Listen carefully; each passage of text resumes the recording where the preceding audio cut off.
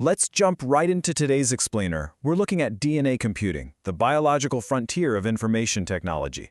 Buckle up, because we are standing right on the edge of a completely mind-bending paradigm shift.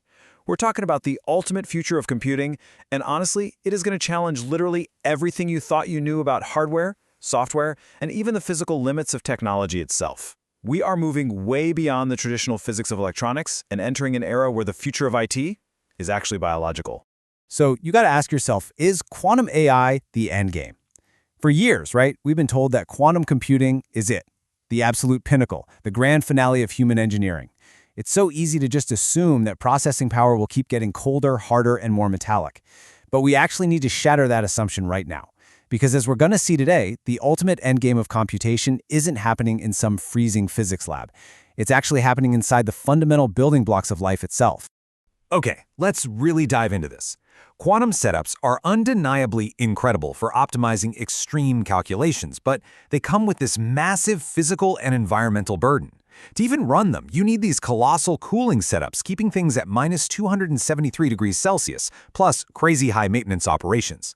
Humanity just cannot sustain that kind of infrastructure on a global scale. It's just not feasible. But contrast that with what top global labs are doing right this second. They are taking standard computing grids and deploying them directly into biological frameworks, specifically microfluidic biology domains. In these setups, software operations are executed by synthetic cells, and get this, with a zero carbon footprint. We are literally shifting computer hardware away from electronics entirely. And because of this biological shift, DNA computing completely shatters the physical limits of our current hardware. It blows right past the boundaries of both traditional silicon and those massive quantum systems we just talked about. And it pulls off this incredible feat through two extreme advantages: massive density and unparalleled parallelism.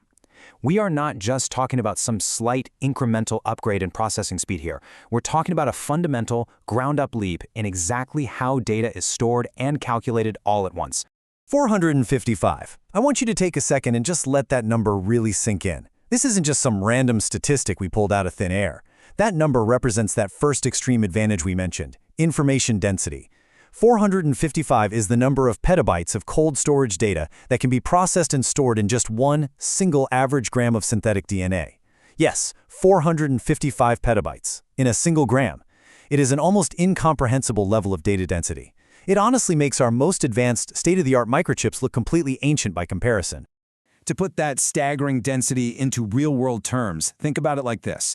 Because biological DNA sequences use natural structural blueprints to store information, you could effectively take the pure global data of every tech company out there, like the entire internet data stack, and you could fit the whole shebang right into the volume of a basic, everyday storage box. No joke. The natural elegance of these biological blueprints allows us to pack an unfathomable amount of info into microscopic spaces. It completely eliminates the need for those giant, energy-guzzling, warehouse-sized data centers. And that brings us perfectly to our second major power factor, which is massive molecular parallelism. When DNA structures are mixed within fluid components, you get trillions of molecules interacting dynamically across multiple microchemical solutions at the exact same point in time. Now, if you tried to pull that off in traditional computing, it would cause a massive global energy drain. It would literally melt the grid. But in a biological framework, this unimaginable level of parallel processing happens dynamically, and it does it without leaving any carbon footprint at all. This actually creates a fascinating spatial shift in how we practically write code. Traditionally, our whole digital reality is built on encoding logic using binary streams, right? Zeros and ones. That is the fundamental language of electronic physics. But now, hardware startups are completely throwing binary out the window. They are directly encoding programmable syntax using the base structural modules of DNA itself: adenine, thymine, cytosine, and guanine, A, T, C, and G. We are quite literally programming with the alphabet of biology. Now, at this point, you might be thinking, okay, this all sounds like an incredible sci-fi movie. But let's pivot hard from the sci-fi concepts over to empirical validation, because this is not theoretical anymore. The commercial trajectory for DNA computing is already clearly established by real data analytics. We are looking at a fast-approaching reality backed by solid global market intelligence. This is shifting entirely from some isolated lab experiment into a massive real-world market force. If we map this out, starting right now in the present day, Prominent research journals, like Nature Communications, have already validated the precise operational logic gates configured using synthetic DNA strand displacement mechanics. So the logic gates actually work today. Looking ahead toward 2026, realistic records are forecasting a rapid capitalization of the molecular and DNA computing market. And in the near future, immediate projections show this ecosystem is on a direct trajectory to hit high billion valuation numbers very, very soon. So who's actually driving this high billion valuation ecosystem? Well, we can anchor these mind-bending biological concepts to some deeply recognized institutional heavyweights. We're not just talking about tiny garage startups. These are corporate titans pouring massive, real capital into the space. You've got companies like Twist Bioscience and Illumina pioneering the genetic and synthetic foundational layers. And then you have SandboxAQ, which spun right out of Google's parent entity, Alphabet. These innovators are dedicating massive engineering resources to ensure molecular computing becomes a commercial reality today. You might wonder, how does this actually get used outside the laboratory setting?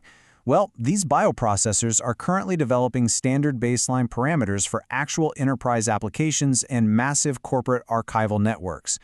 They are actively preparing to run enterprise workflow simulations. That means the businesses of tomorrow are going to rely on bioprocessors to handle their most complex, data-heavy operational networks. It's a fundamental shift in how global companies are going to manage their intelligence. Now, this transition obviously won't be an overnight flip of a switch, right? It's going to be a really fascinating hybrid evolution. Major cloud platforms are actively testing prototype integration systems as we speak. Imagine our legacy cloud, our existing physical silicon data centers linked directly with fluid, biological microfluidic array nodes. We are integrating traditional, rigid silicon hardware with living, fluid components to handle the ultimate heavy lifting of global storage and massive parallel processing. It is just brilliant. Let's take a closer look at one of those major innovators I mentioned a minute ago, SandboxAQ.